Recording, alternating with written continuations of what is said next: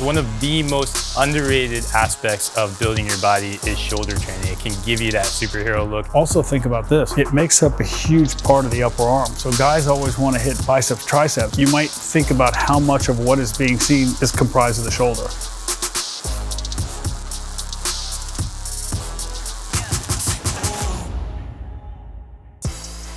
Lateral raise, a staple. Yeah. But if you look at how that move is done, not everybody's joint is the same, right? Your AC joint, your glenohumeral is different. It's a ball and socket joint, but yours may be formed slightly different, and that move may hurt you. And so if you do that on an incline bench and you pitch forward, more natural from a lateral raise standpoint is that.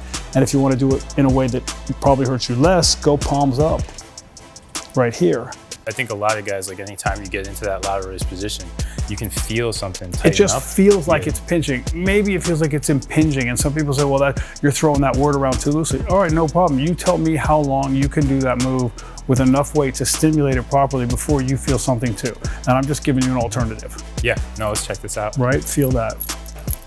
So high incline on this bench too. Like It's not too low, that way it feels like that lateral raise.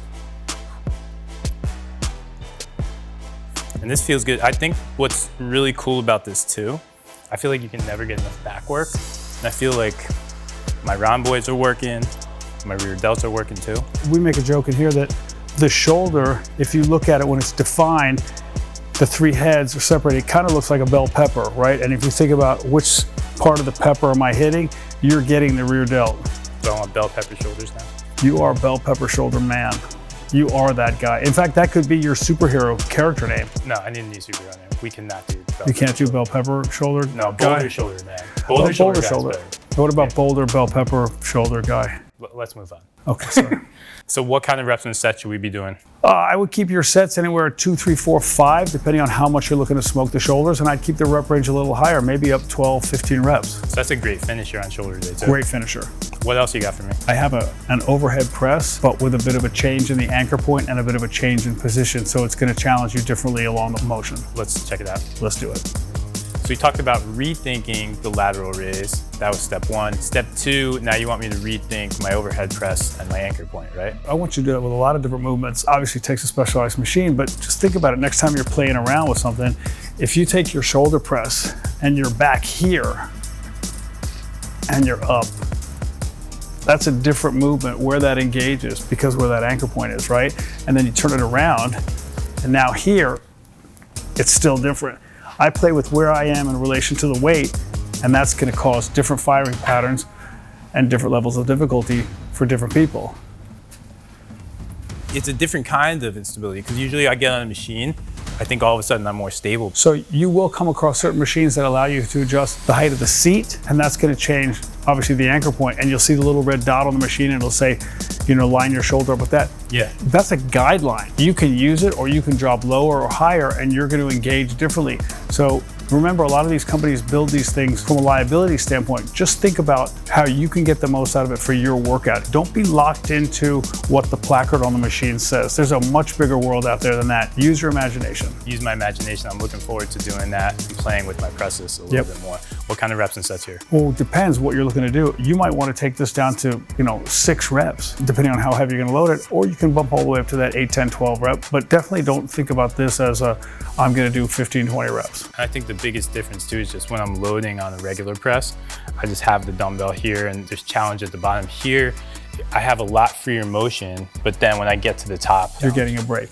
Yeah. Not that you were ever looking for a break when you're training, because I know you are Mr. Intensity, which also could be your superhero name. I like that one. There we go. There you go. So that's 2 things we can do to really enhance our shoulder training. What's one more? The next one I have is going to speak to your inner scientist, your inner sports scientist.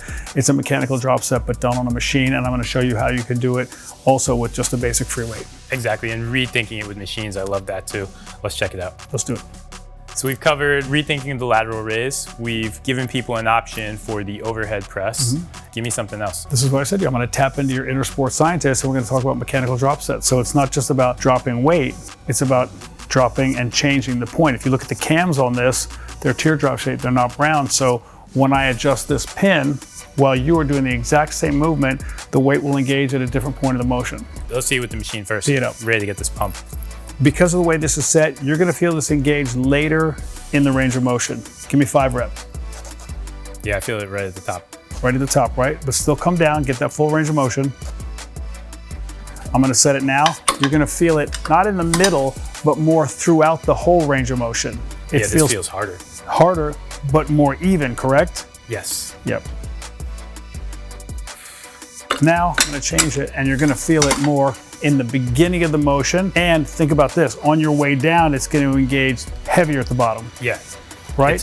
It's actually cool. I get a really good chance to own the eccentric, really control my descent, because I feel that resistance fighting me. You're getting more of a forced eccentric. Once you get through it and you get a bit of a break on the way back down, it loads you up. So that was obviously on the machine, but there's a way we can do this with free weights too, right? Yeah, for sure there is. Watch. So I'll take a CMB, which I have here, which could be a dumbbell, could be a kettlebell, could be whatever it is.